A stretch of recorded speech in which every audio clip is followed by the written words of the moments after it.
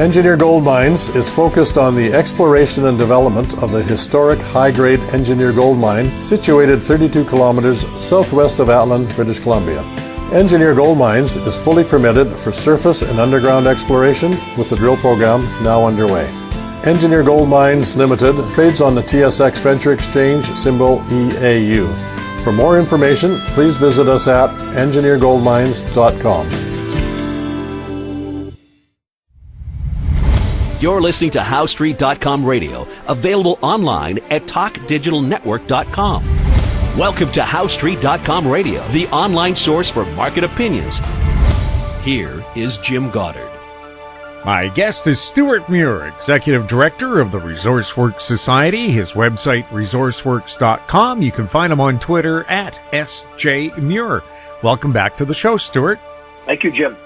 Stewart, what I call the rent-a-pickets were out yesterday blocking traffic in Vancouver, still protesting the Trans Mountain Pipeline, which, of course, the Supreme Court has approved and all the regulators have said can go ahead and is under construction. Now we're getting what? Somebody claiming or a group claiming to be economists that say there's no economic case for this. What's the argument for the pipeline?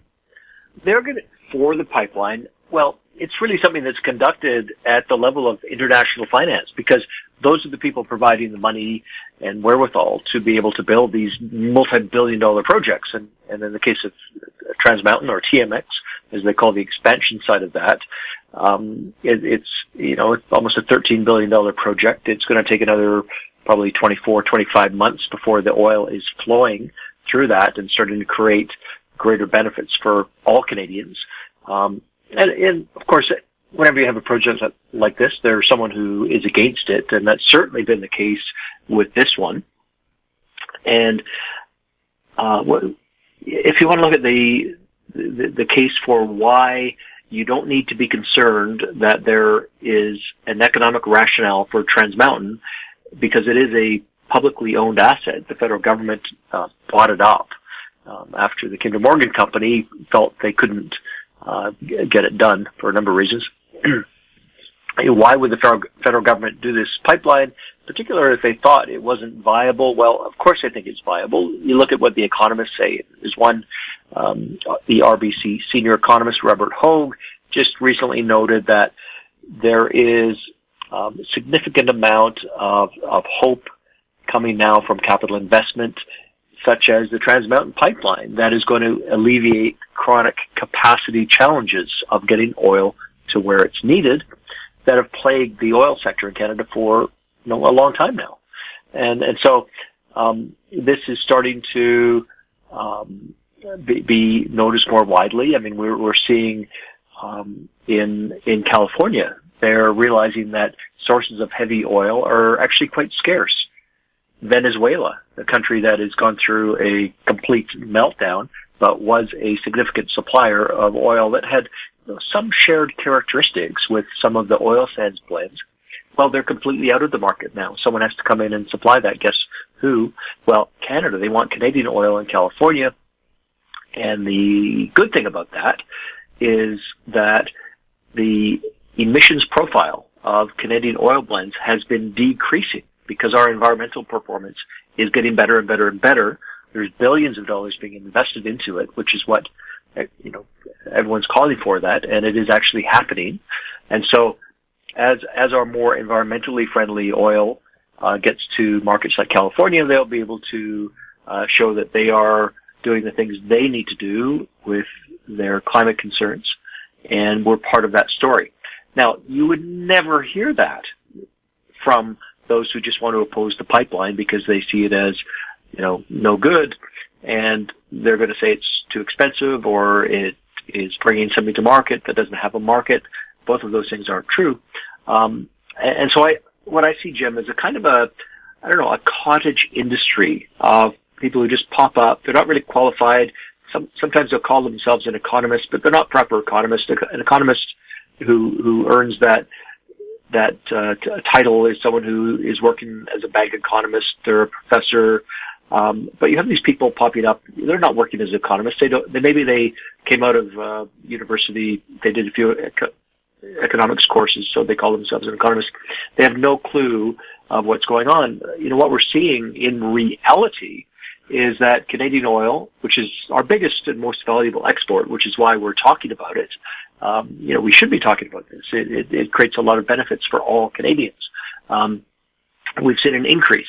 As of the end of last year, the percentage of U.S. oil imports that came from Canadian crude oil had gone up to 60%. 10 years ago, only a quarter of Americans' oil came from Canada. We've been incredibly successful in growing the dependency that Americans have got on our exports, which is a good position to be in.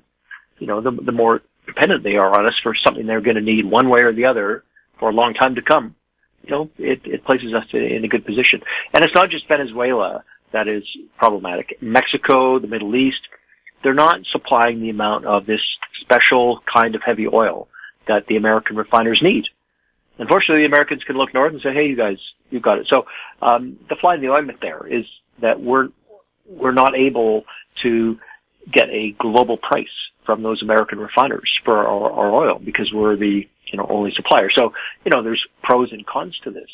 But there's no question that, Alberta oil, because we're mainly talking about Alberta oil here, is there in abundance, and it'll be around for a long time. And there's definitely people who have a problem with that. I mean, those are mainly people who don't believe that innovation and science apply to things they dislike. Yes, they believe you can make progress in improving wind and solar technology and geothermal. These are great things. I mean, you and I, Jim, we love those sources of energy, but the reality is they're very small right now, and a lot of science and technology needs to be applied to growing them over time, and it takes a long time. And in the meantime, we're reliant on something. So why wouldn't we want the oil and the gas that we use to be as innovative in the sense that we are using better industrial processes, we're improving the regulatory environment and how they're produced, we are ensuring that the technology used to combust them, if it's a combustion situation, is being improved, greater efficiency, like our cars. The car you buy today is probably 10% more fuel efficient than it was the same model a decade ago for a number of reasons. Why wouldn't you want that? But if you talk to the more kind of zealot perspective, they deny that it's possible to improve the use of things like that. I mean, that's a whole discussion there, right? But what it means for Canadians, I think, is that, look, we're dependent on production of this. We're a special place in the world that is needed and sought after for things. Let's make sure we're doing them as responsibly. We're appreciating and adapting to the climate circumstances. That's obviously necessary. And then we're serving the needs that are real and exist around the world. So, you go full circle. So, well, why do you need a pipeline? Well, you need it so you can get the product to where it's needed, and people want to do innovative things at the other end as well. It's not like, the world of energy consumers is not adapting and changing over time. Of course it is. That's almost like the story of our time. Stewart, is there concern that the incoming president of the U.S. might cancel the XL pipeline? Well, I think there is that concern. I mean, he certainly said during the election campaign that he would do it, that he would cancel the KXL pipeline. You've seen that his vice president, before earning the nomination, especially not so much during the campaign, was out there with a lot of propositions on energy that are way out there ahead of where most Americans are. So not likely to see a Democrat Party, especially one that doesn't have the amount of control beyond the White House as it would need to have in order to bring about some dramatic changes. The KXL pipeline, which is being built now, is a project that will help Americans. It will create something like 12,000 jobs in the States. It will create a source of North American energy that will allow Americans to go about their business for a long time, even as they adapt and improve the way it's used And why would you want to say, nah, we don't want that. Let's get our oil from Venezuela. Who cares if it's a complete basket case and they have citizens drilling into pipelines to steal gasoline and then blowing themselves up. That's who we want to get our gas from. Venezuela, not Canada. Like, who in their right mind would say that? I don't think Biden's not in his right mind. I think as he settles into the White House, when that starts to happen, they will start to look at, the labor interests in the United States who build things and want to have the pipeline. That's a very significant voice, particularly for the Democrats. I think there's also probably a lot of quiet pressure from Ottawa. I mean, you would assume from Alberta, from Premier Kenney, of course, but from Ottawa, I think Justin Trudeau's government is working very hard in Washington to ensure that President Biden, or President-elect Biden, understands what it would mean to their neighbor to the north to lose this opportunity. And, it's worth saying, I think most of the media punditry are unaware of the fact that Biden was actually quietly pretty supportive of KXL up until he wasn't. So it was a flip-flop. And someone who's been there before in a supportive position, I think could, find that path back as long as he knows he can sell it to his people. And the Canadian innovation story is probably the way I would advise that he do that if they take an honest appraisal. I mean, yes, you've got sort of the propaganda machines that are trying to defame and smear Canadian, pretty much everything we produce and sell all the time, because that's what they do. But if you look at the reality of what Canada does and produces, we are, in every sense across the board, among, depending on, whether you're talking about mining or forestry or oil and gas, the top two or three in the world in terms of the environmental aspects, what increasingly the finance people are calling ESG, environment, society, and governance.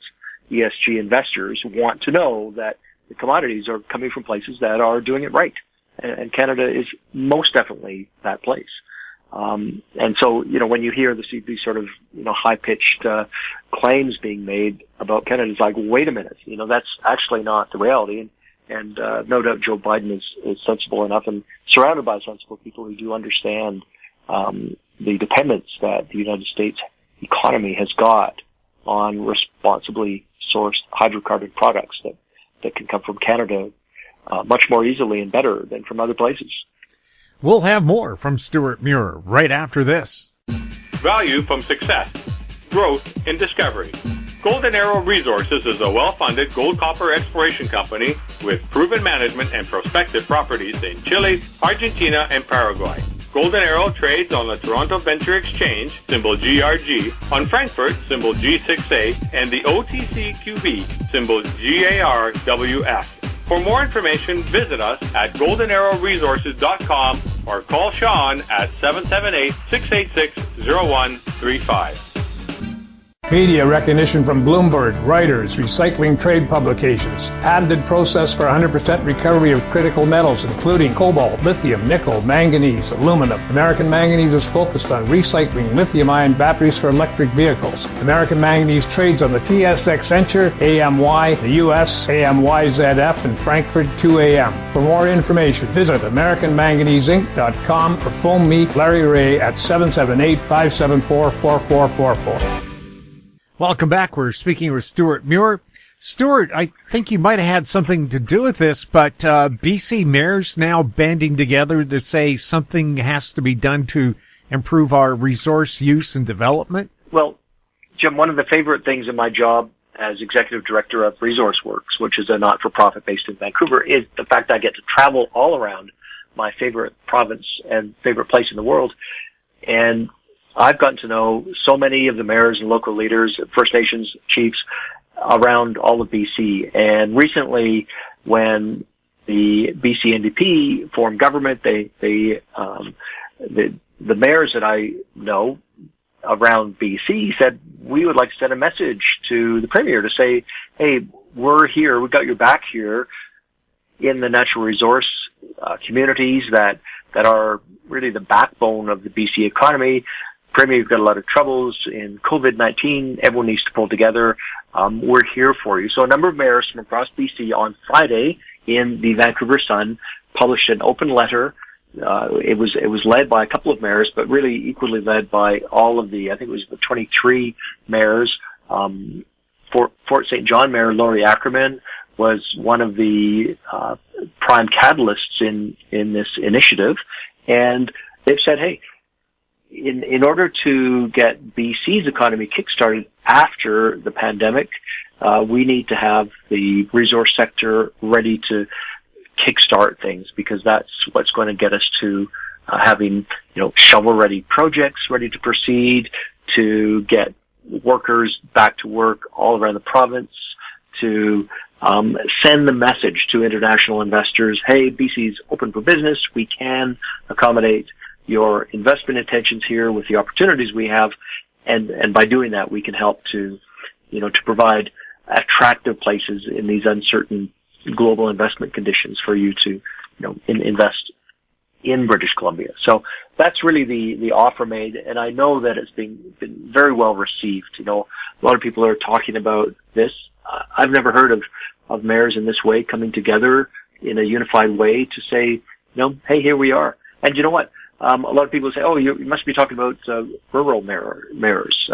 Well, no, actually, not all of them. Many of them, not all of them. The mayor of Surrey, there's a community. They have mills there, sawmills. They have transportation that runs through the city.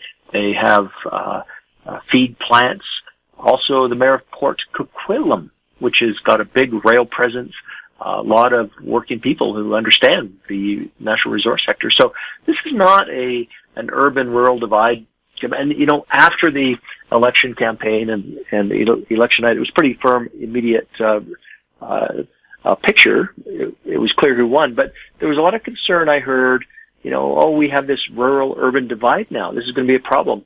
Well, it's true that would be a problem if there was a big one. But I think part of this initiative is to try to, heal that potential, because we don't need British Columbians to be divided against each other when we really, at a time like this, need to be unified on common purpose around rebuilding the economy. We'll have more with Stewart Muir right after this. Avon Resources Limited is a gold exploration company with significant projects in British Columbia and the Yukon, trading on the TSX Venture Exchange, symbol ABN, and the OTCQB, symbol ABNAF. Surrounded by world-class gold deposits and mines, Avon's 23,000 hectares Forest Kerr Gold Project is located in the heart of the Golden Triangle in northwestern BC. For more information, visit us at avonresources.com. Don't miss out. Stay informed. Receive the HowStreet.com weekly recap with thought-provoking podcasts, radio, and articles delivered to your inbox. Sign up for the HowStreet.com weekly recap on our homepage at HowStreet.com. Welcome back. We're speaking with Stewart Muir. Stewart, some of the First Nations leaders you've been talking to are concerned about health care, jobs, transportation in their communities, especially with COVID hitting them quite hard. What are they saying about natural resource development? Should it all just be left the way it is, or are they in favor of it? Well, broadly speaking, when it comes to First Nations leaders who have responsibilities to deliver services to residents, I find it's pretty uncommon to encounter such leaders who are not concerned about questions like employment and own source revenues.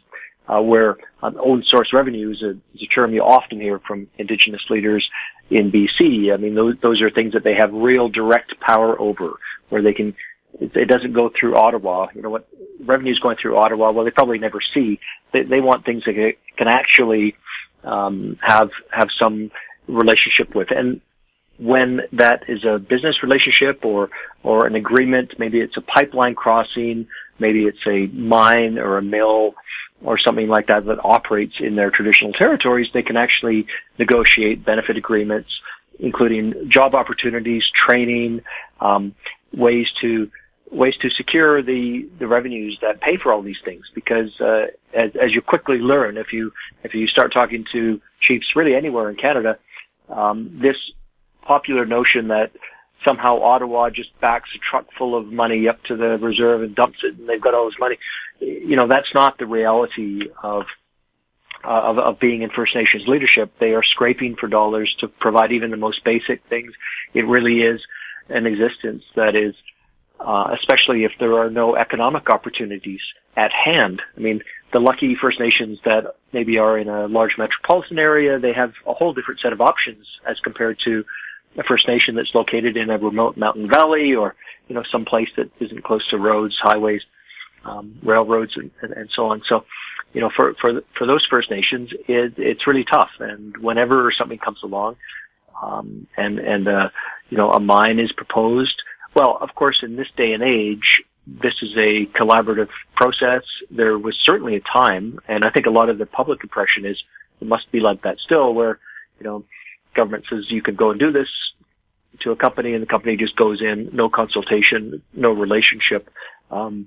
Nothing could be further than that today. And in fact, what I find is that people who work in mining in British Columbia, in any natural resource sector, in salmon farming, in forestry, these are the ones who are developing the relationships to listen to what First Nations residents are looking for, to work with them, to meet the needs that they see and have healthy, positive relationships. And it's the rest of British Columbians who are now, that were in the UNDRIP era. We have this new legislation, Bill 41, passed almost a year ago in BC, that brings the UN Declaration of the Rights of Indigenous People into our legal system formally. It's people who've been working for years in natural resources who are now the experts in this. And they can say, hey, yeah, this is how it works. And actually, we had a conference earlier this year, and that's exactly what it was. Everyone who lives in the city, works in the city with maybe non-natural resource areas, now need to learn about this. And who are they learning it from? They're learning it from the natural resource people. And that's because those are the experts in it. So it's an exciting time to be in these fields because that's what's leading the way. I was talking with a couple of chiefs today. These women have incredible responsibility for the well-being of their residents. They may not be enormous population-sized communities, but they're the same kind of responsibilities that any mayor has got. And the health and quality of life are their responsibility. So they take it very seriously, and it's incredibly tough. It's also demoralizing to see some of the claims made about the things that they do. You see marchers in the streets. This week there's something going on who are making claims that you look at it. Well, wait a minute, this doesn't add up. People over here who are trying to improve quality of life for their people, and versus other claims being made. So I think for those who are listening and saying, well, how can you tell? What's the way to figure out who's telling the truth in this? I think the people who are out there working every day, going to their jobs, going to their duties in elected office to manage local governments, those are the real heroes of the pandemic, and they are living in communities, seeing what people need in their lives, and doing their best to deliver that. That's who I think we should be listening to in all of this. Is there a pushback in Ottawa against what seems to be trying to paint the forest industry with some kind of black brush? Oh, yeah, you've seen that for some time. I mean, in British Columbia's case, forestry, which is the foundational industry of many a rural community, and don't forget all of those glass towers in downtown Vancouver that have forest companies in them, and the law firms that they work with, and their accountants, and the people who get the food to the camps, and who sharpen their saws and provide all of that hardware and stuff and software. It runs through the whole BC economy. And there was recently a study from the Council of Forest Industries. I mean, it sort of blows your mind how much it impacts the economy of BC. But set that aside. I mean, just what does it mean for how people live and see the world? Well, I think there's a sense from the forest industry who are talking to MPs in Ottawa this week that there is an ongoing campaign to try to diminish and smear how forestry is practiced in BC. BC has got one of the highest quality regulatory environments anywhere in the world. Yet here we had one example I heard of. Ken Kolesnikov, CEO of a lumber company from Castlegar, was speaking to MPs saying this stuff needs to stop. He's talking about these, what they call U.S.-funded green groups interfering in the Canadian economy. Mr. Kolesnikov said we need to come down to the truth. We're all environmentalists. We all work really hard at doing the right thing in the forest industry. And that's true across Canada. And you know what, Jim, I've seen this close up. I agree that there is, again, there's sort of two stories here. It's confusing to be a member of the public who doesn't necessarily have, expertise on this, because over here you've got people like this lumber CEO saying, we're doing it right. We're following the rules. We're doing this the right way. And then you've got those who are saying, oh, that's the last tree. Once you cut that tree down, that'll be it. Old growth. It's all over now. Now, when you look at the forestry science, I spend a lot of time talking to foresters, the science people, and I'm incredibly relieved when I come away from these conversations I have frequently and lately, because I realize actually we do it as well as anybody. I mean, it's not really a mystery why the government issues permits and allows this to take place. Whatever kind of government, whatever party, I mean, decade after decade in BC, why do they allow it? Because it's well regulated, it's sustainable. Yes, you do have people saying that. So, here's some more words from that CEO from Castlegar. We are farmers of the land in the forest industry. We're no longer what we were painted with back in the 60s and 70s as some kind of Neanderthals. So what he's saying is, you know what? We weren't always perfect in this industry. 40, 50 years ago, we weren't perfect. And he's right.